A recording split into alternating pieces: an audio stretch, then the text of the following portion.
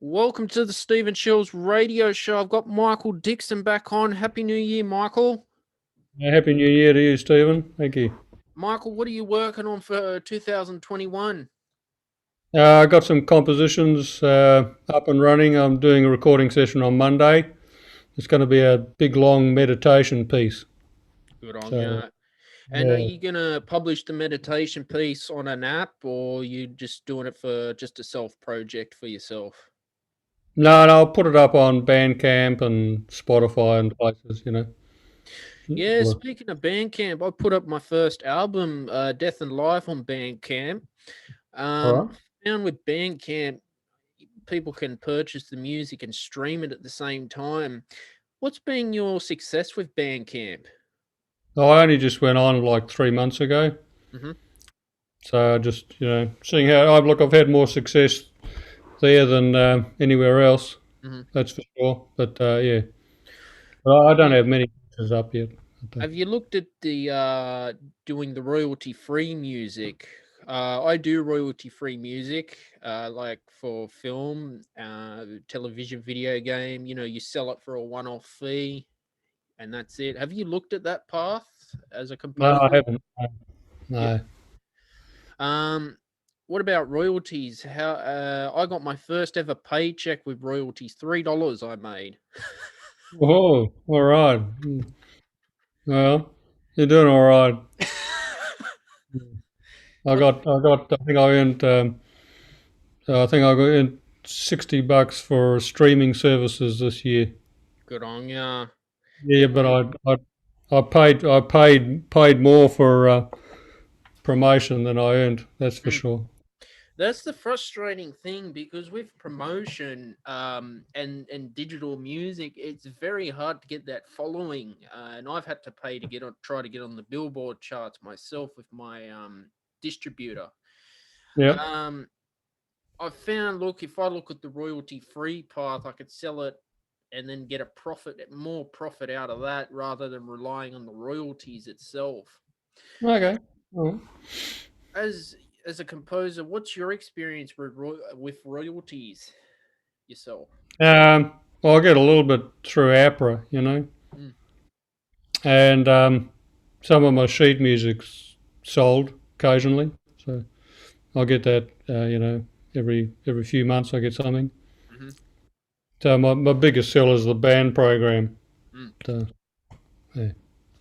Yeah, I started checking out Bandcamp, and customers can have they could stream it 2 or 3 times, and then Bandcamp wants you to purchase it, which I think is a good idea. Because I'm finding now we're moving into a society of just, I think it's called binge listening, where we just keep scrolling through Spotify and iTunes, and they got these algorithms now that if your search is not there, it's very hard to find you as well. How have you coped with the algorithms and getting your name out there on streaming services? Oh, well, I'm not doing so well yet. You Hmm. know, give it time. Who can Hmm. say? You know, just keep putting stuff out. But I think the important thing is to, uh, unless you're going to really get into, full time professional composing, I think it's important just to be true to whatever you write. You can still change genre, but whatever feels authentic. That's the important thing. I mean, if you're fulfilling commissions or fulfilling jingles, then you've got to be able to follow the brief of the person Mm, providing income. Although I think that's a whole different matter, mm, and mm. that's a different path to follow. I think one needs to get probably very detailed training for that sort of thing. Mm. But I haven't done that. Yeah, I've found myself. I've done little mini film projects on my YouTube channel and for kids movies, and I find it's a challenge for me to write something for kids because I've got my target audience with my music, uh, which is more. metal inspired. So it's a whole different challenge as a composer when the director says, "Okay, Michael, we want you to do a kids movie." No, yeah. And then you got to orchestrate. You got to think, well, what key do I want? E major, A major, sound happy, and that's a good experience, I think, for composers to do that as well. Yeah, many benefit from it for sure, but I think And what's been the struggles for you as a composer? more recently, or Mm, oh, I don't know. I mean, I've sort of actually enjoyed the past year because I've been able to do projects and not only compositions but education resources and mm, a whole lot of stuff that I mightn't have done otherwise. But yeah, so from that point of view, having less paid work has helped. mm. But obviously that's got to change soon. Keep paying the bill. But I'm looking forward to the term starting again in a week or so, and providing that. In the pandemic last year, did you have to go on the job keeper to I help? get JobKeeper. No. You didn't go on it because I know a few musicians had to move onto the job keeper. Well, a lot couldn't, Yeah. but also I'm a sole trader, so a lot of my sole the income I used to earn from the opera was cut, but that was all PAYG, so they paid the tax. I was an employee rather, but only a casual, Mm, so I couldn't get JobKeeper through them. And as a sole trader, my income didn't diminish, so all my teaching is through my sole trading apparatus, and that oh, remained the same. mm, So I couldn't claim that my income from that point of view had diminished. So it was a little complicated. Look, my partner got JobKeeper, so mm. I've been really grateful for that. So she's kept us going. So it's been all right. Yeah, that finishes in March this year as well. Yeah. You Yeah. know, and Um, how did you find being a sole trader during the pandemic?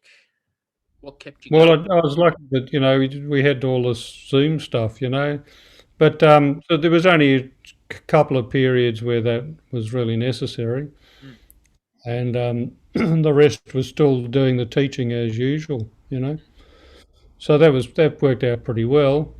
But I'm doing some training this year to be a tax agent so that I can supplement things. good on you. But yeah, I think that's just what you do. You find something that you feel you can achieve. I used to be treasurer for a non-profit organisation for a number of years, so I think I'll be able to put it all together and just have another income stream later in the year. Mm. I'm And going to TAFE and doing a Certificate 3 in Business Administration to yeah, well, that's it, isn't it? help These with are the things you do. Shiels Productions. I've started doing bookkeeping once a week, doing my own accounting, even I'm not Yeah, an accountant. no, no, but it gets you through, doesn't it? Mm, So this is what we do. mm. Hey. What keeps you going mentally during the hard times as a Oh, just musician? well, yeah, it's the creative stuff. Being able to put a project together and think about the possibilities, and even though it takes a long time, the sort of music I write takes a long time to organise. Mm, The just intonation and extended just intonation, just sort of being able to work out all the chords and relationships takes about 5 times longer than it might otherwise. mm, But for me, the rewards, it's considerable, and then just being able to put the project together, and it's some things are successful as a home recording, and mm, some aren't. So when there's enough funds, I go into a professional studio and get the good people to mm. produce it, and it always comes out good. So No, that's fantastic. yeah, Yeah, myself, because I don't have the budget at Shields Productions, I do it through, Dorico and Logic. I do the mastering myself. Wanted to talk about Dorico. Have you updated to 3.5 yet? oh yeah, Yeah, Yeah. as soon as it came out, yeah. How are you finding it? Well, I haven't had any issues, but I mean, Beautiful. for everything I want to do, it's brilliant, and Mm, the microtonal playback's just astonishing. mm. You know, No, incredible. it's come a long way actually. I think I've got it too, and that's how I write my orchestral stuff with it. It's nice and easy. It's also got a mixer in it as well. Yeah, You yeah. mix it, Do you find that works well? works well, and then I'll go into Logic and do the final master of it. Okay. Yeah, because I've been at all the occasions that I've needed, I've sent I've done a WAV file of Dorico and then imported it to Cubase and then Yeah. done the mixing there, Hmm. How which do I you found was find Cubase? Because I had a go with Cubase, but it only works when you put the USB stick into it. They won't let you use it as a softie licenser. I tried uh, Cubase and I thought it was just too complicated, so I stick with Logic. well, you use what you know. Logic's a good program. So, look, I got Cubase because I run Dorico, so I thought there might be some crossover. If not now, then in the future that would be useful. And I hadn't really used much before, so I thought, well, this is a way to go. So but yeah, it just runs standalone on the computer for me. I don't have anything else to do. Mm, But I only got the sort of amateur version. Didn't pay for the pro, mm, but it means I'm limited to the number of tracks I can use. So for like the big project I'm recording on Monday, I just can't finish it at home. You mm. know. So Yeah, I think Dorico you can't export the score and the movie at the same time. I think they gotta fix that in the future because I've had to. If I've got a film project, I've had to go to Final Cut and take the no, really. audio I've mastered and do that. So I hope they do come um, and fix that up one day. Well, Make- I expect they will. Yeah. You know. Yeah. So on Cubase, what are you doing on Cubase? Are you mixing, mastering? Are you?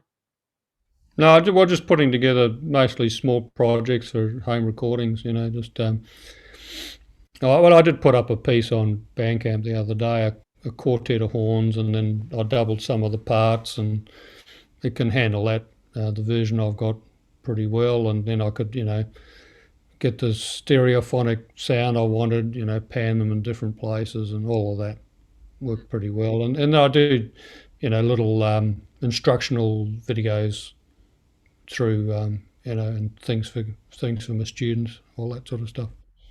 I just, yeah. I saw on your YouTube you're doing something with transposition as well for the horn. What's been the Yeah, yeah. inspiration for that?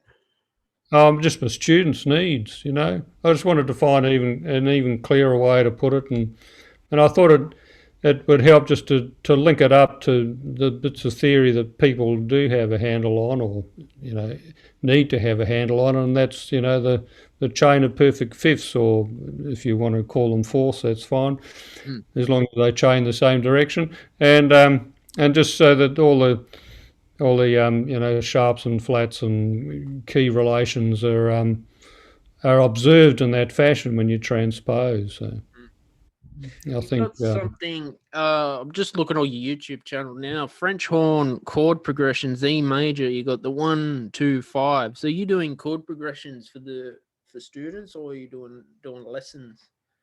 just doing it for my own interest, Mhm. and because I want to build it up. So at the moment it's just simple, just intonation. So just nice, simple chords, but sounding as good as possible, resonating together. So I just want to build that up, and then I'll start doing seventh chords and ninth and 11th, but using the harmonics and showing how they can interact with each other and relate to each other. And it'll get more complex, Have through you the ever year.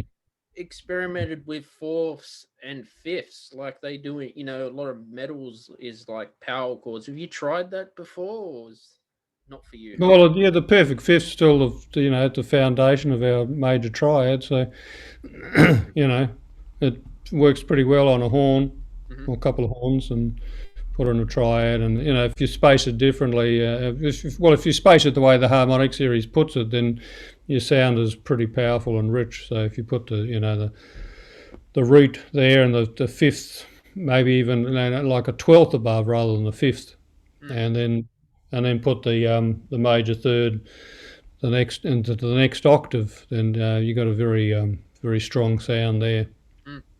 So it depends how you want to handle your chords and how you want to handle your voice leading and whatever other issues you've got to deal with, And have you done improvisation on the French horn?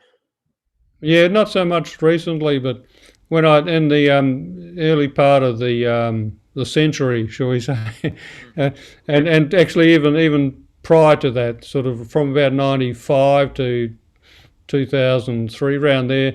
But for a number of years, I studied South Indian music, and I'd learnt the drums as well as some of the ragas and melodic material and the scales.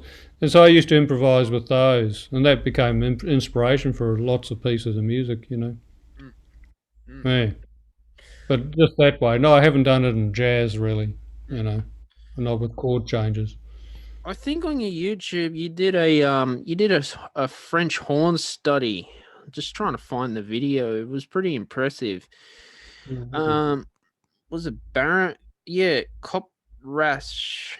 How do you say it? Cop. Oh yeah, copper. Yeah, there's a famous composer of horn studies.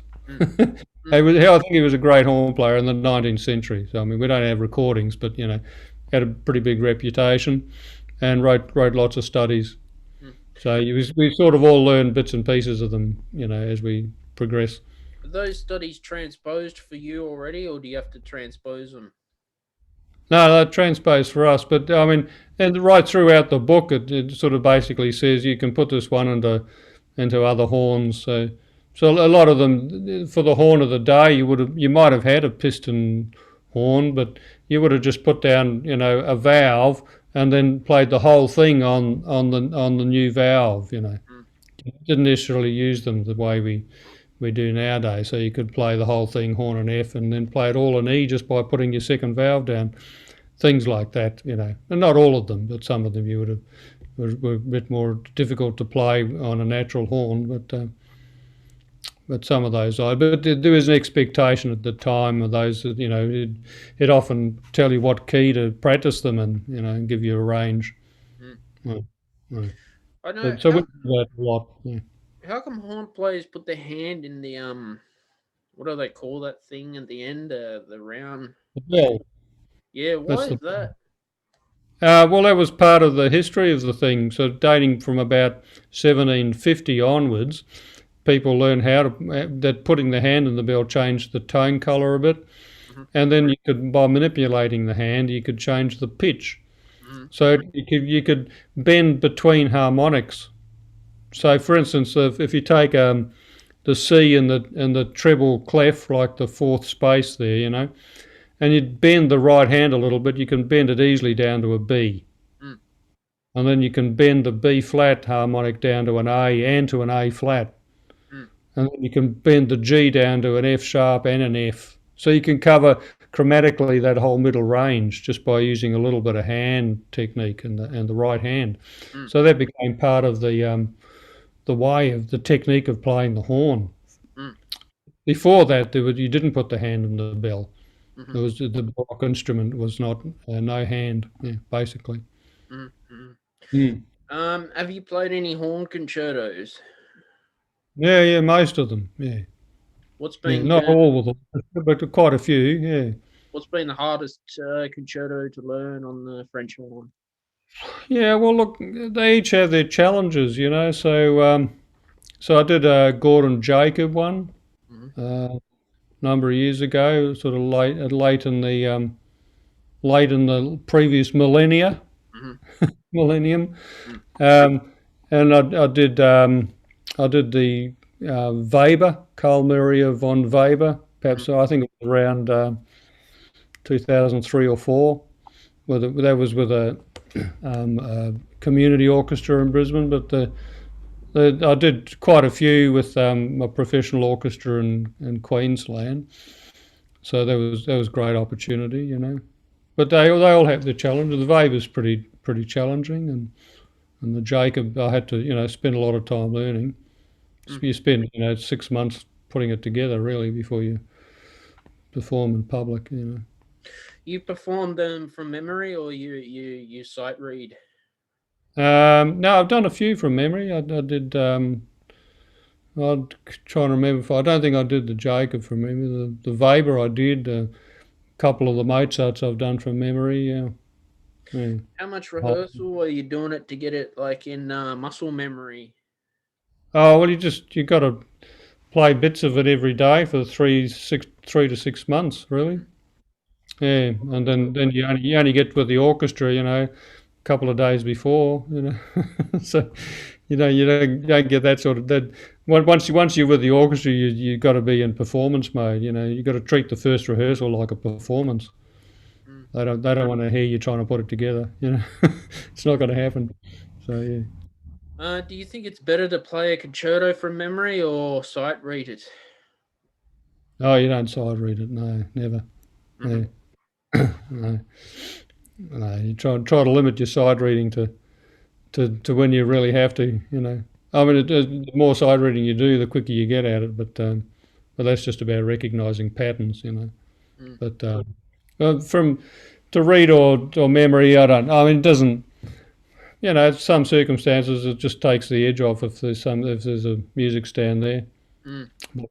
Where you still have to practice, even though you're trying to engage with the audience and you're looking up at the audience most of the time, you got to practice moving your eyes from the audience to your page Mm. if you're going to do it not from memory, so that you can find where you are.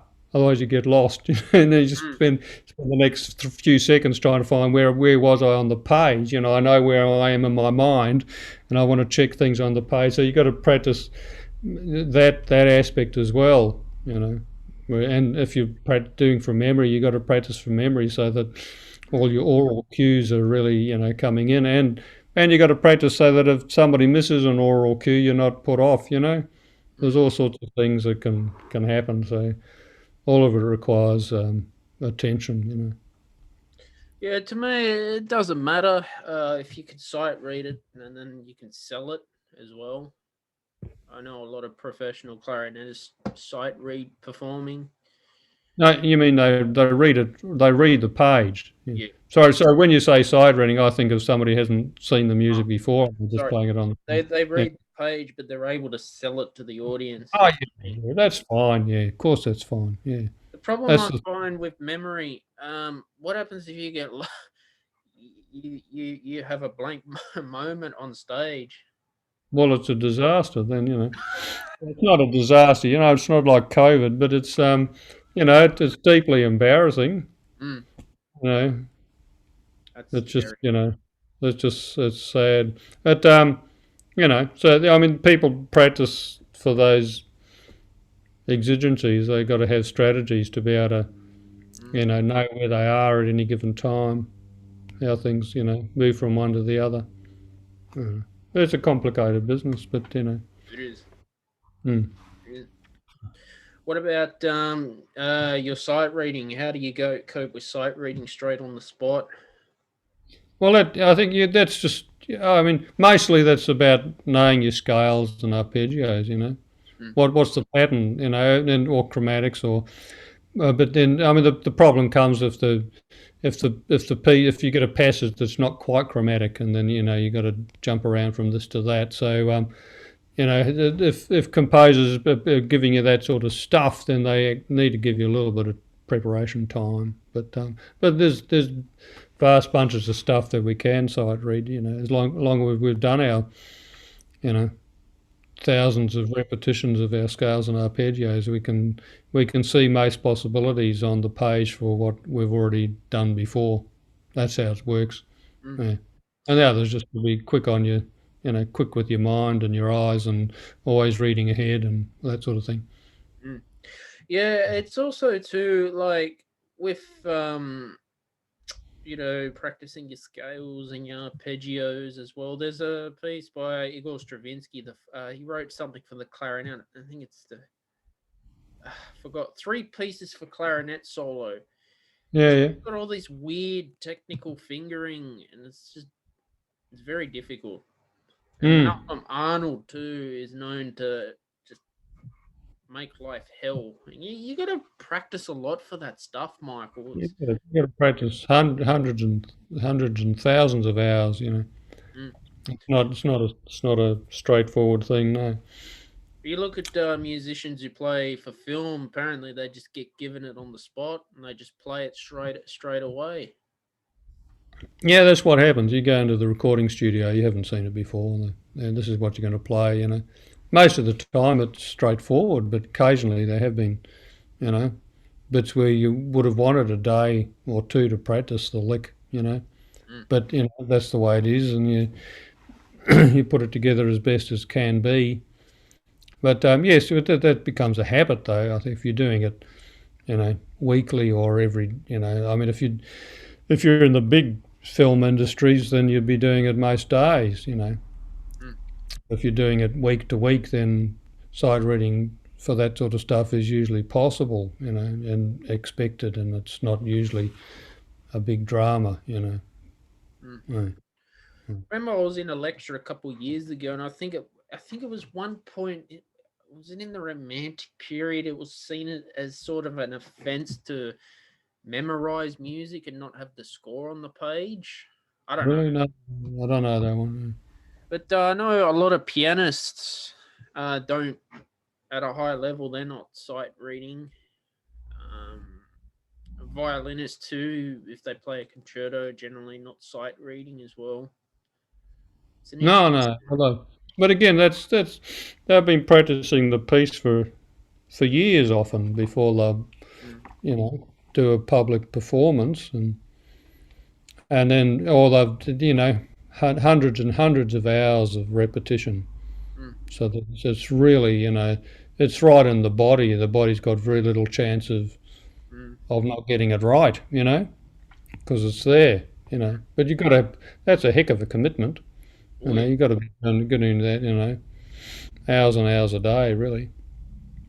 What's been the hardest horn music that you've played? Well, sometimes it's it's the simple things that get you. Like Venus from the Planet Suite of Holst. It's just you've done Mars and you finish Mars, and then Venus starts, and there's one horn playing 4 notes, and there's nobody else. So there's an orchestra of about 100 people listening to everything you do, and all the audience. You're just totally vulnerable. Those are the things that I find the hardest. You just got to be really mentally strong on that occasion to pull it off. Besides music, Michael, what other things do you participate in outside of music? Well, I consider myself a Buddhist, so I think about that quite a bit. Other than that, I've got a son to bring up, and I spend a bit of time, as much of time with him as I can, and so I don't. Other than that, I don't have much. I do a bit of reading and a bit of listening, but not vast amounts. But yeah. What are you reading at the moment?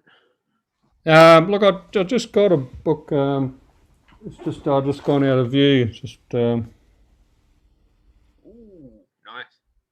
So I think it's a whole lot of short fictions. I got given it by my partner the other day. She thought I needed something to read that I might enjoy. Your bookshelf as well. Yeah, that's right. Add to the bookshelf. Yeah. Although this is my bookshop. So I've got Audible as well. I put the Great Courses Plus because I like history. Yeah, right. Audio books as well. Mm-hmm. That's what I do. Besides, yeah. Well, and podcasts can be good, like if you got there's a lot of podcasts on Spotify. You can, there's some great. I like the microtonal ones, and they go for an hour and a half while you're driving around. It's pretty good way to spend time. Mm-hmm. get the mind active, you know. Mm-hmm. Other than that, I'll listen to news radio on when I'm driving, you know, keep up with current affairs. Mm-hmm. Mm-hmm. Yeah. During the 2020 pandemic and the lockdown, what was your strategy of getting through? I just do all the normal things, look after the kids, Yep. and be creative as possible. You know, just Mm-hmm. keep those things going, and not to back off and say, oh, you know, I'm a bit bored. I just got right into it. Mm-hmm. What can I create? What can I do with the resources I've got? You know, I spent a few $100s on some recording equipment, and not fancy stuff, but you know, it's great that these days we can put together stuff. You know, home recording, and that's been good. Other than that, you know, just getting into Dorico and Mm-hmm. using the resources, you know. But I still use pencil and paper for a lot of stuff, Mm-hmm. and then put it through after that. I like the physical feeling of the paper and seeing things appear on there and how they relate, and that And helped me. do you compose with a key signature, or do you do it atonal? Because I'm film inspired. I do it atonal, no key signature. What's your preferred method? Um, well, it just depends on the piece, Mm, you know. Yeah, really just depends. You know, I've got a couple recently. I needed a key signature, so I put one in. And if I'm doing, so the microtonal playback on Dorico is technically has an atonal key signature, mm, just the way it's set up for all the glyphs and all the pitch bend stuff and that. So but that doesn't mean it's not tonal.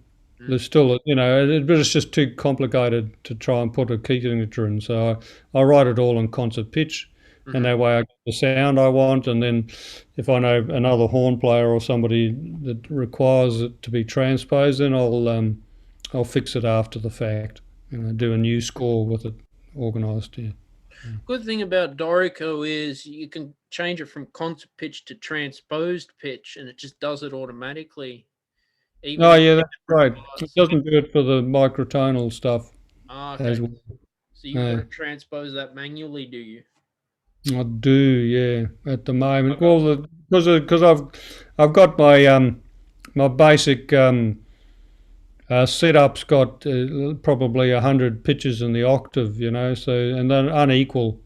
So Dorico can't transpose unequal divisions. Mm, If I set it up as I don't know 72 divisions of the octave, then I'd be able to transpose it up however many divisions I need to, 50 or 45 or whatever it needs to be, that it could do that. But it's because the stuff I use is unequal divisions. It can't do that with that. Yeah, it just doesn't work. So I just have to redo the score and just shift everything up and just put in the accidentals again, mm. all the glyphs. Yeah.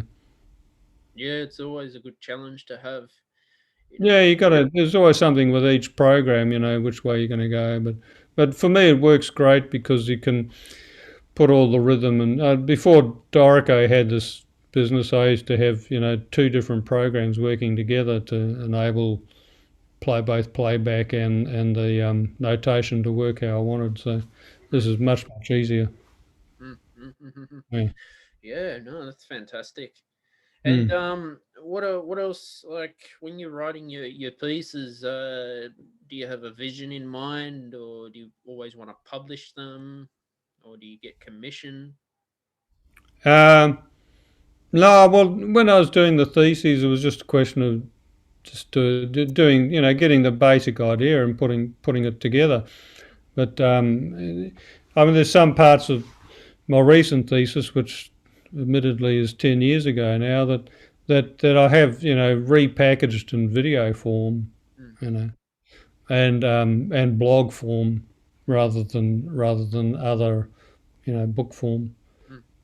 I mean, there could be a book in it, but I You don't know. you mentioned too that you're looking at taking on accounting this year. Is that correct? Well, tax agent, it's a bit different. It's Yeah. a really lower form of. It's a bit, more the more straightforward aspects. So I won't be an official accountant or bookkeeper, but I'm hoping that I'll get tax agent work later in the year. The course runs for 16 weeks, so What I'll sparked your interest to be a tax agent? well, it's because I'd done 5 years or a bit more as a treasurer for a non-profit Mm, number of years ago, and I thought, oh well, I did that um, well enough for the group to make it work, so I figured I can put this together. Yeah. What's the difference between a tax agent and a full accountant?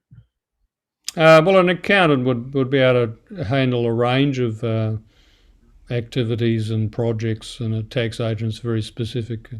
And I'd only be learning, Australian tax law, Mm, but even that only to a very basic level. I think it is, mm. if there's a whole range of situations I think people would need an accountant for that they don't need a tax agent. So Yeah, the yeah. thing is, because I've got music on royalty-free libraries like Pond Five, they're based in America, and there's something Mm. called a tax treaty or something. So that's when I'd have to call the accountant and say, what do I do? It's just Mm. some countries are like that. Yeah, well, I think even like I'll get my stuff gets onto a streaming service through CD Baby, and there's some form I had to fill out that if Mm, I get any money, then the US tax system knows about it, but I would be well under the threshold of any mm, government anywhere in the world. mm. So I think it's not going to be a problem at this time. You know, I No. suppose I could dream that it might become a problem. Mm, But you were talking, you need millions of streams to get there. mm. No, you got to Yeah. know all this stuff up front, Michael, because no one tells you. Yeah, well, if you, I mean, well, a lot of the little places that you interact with, they do, say, you need to do this, fill out this form, or you go along to your tax agent and say, I've got this issue, what do I do? Mm, You know, so that's why we have other, professionals to lean on, and I mean a lot, and sometimes it's just easier to ring somebody up, mm, talk to them rather than search it online. But I mean, for tax, the Australian tax offices, it makes it a lot easier than it used to be 30 years ago. mm, There's a lot of information available for us to do our own tax now. mm. Mm. I think too, being a musician, like, because I've found an accountant for the future, you need one who knows the industry. I think, and that can be Yeah, hard as well. yeah, but there are quite a few now who've got inside knowledge of the industry and really know how to get the best out of it and help their clients. You So might yeah, have accountants that work for, I don't know, builders, but when it comes to music, they go, "What?" yeah. Oh, Oh well, yeah.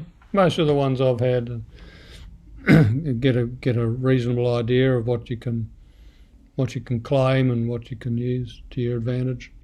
mm, Mm. very important to do that. Yeah, well, that's right. Yeah, I know the ATO's got good information to read as well on their website. Yeah, that's right. You know, Yeah, GST and all this stuff. that's right. They're trying to make it as easy as possible for us to do the right thing, shall we say? But Yeah. as a sole trader yourself and a musician, what have you enjoyed most about being a sole trader? Because I've started as a sole trader myself. What have you Yeah. enjoyed about it?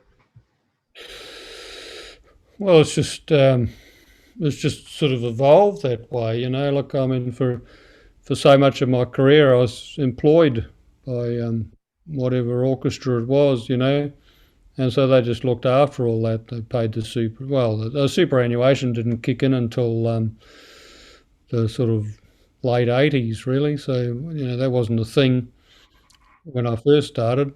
Mm, But they've always paid the payroll tax, and I mean not the only the pay as you go stuff. So you work over. That's a big advantage. You really because then you can you can get them to put in a little more tax than you'd expect to, and so when it comes to adding up the other things, and you can often get a refund. But when you're a sole trader, you just got to remember to put money aside every time you get paid. You put 10% or whatever you need aside, and then you've got something to pay the tax office when you need to. So it's a different way of looking at it. But Yeah, I mean, I don't know that I wouldn't be always my first choice being sole trader, but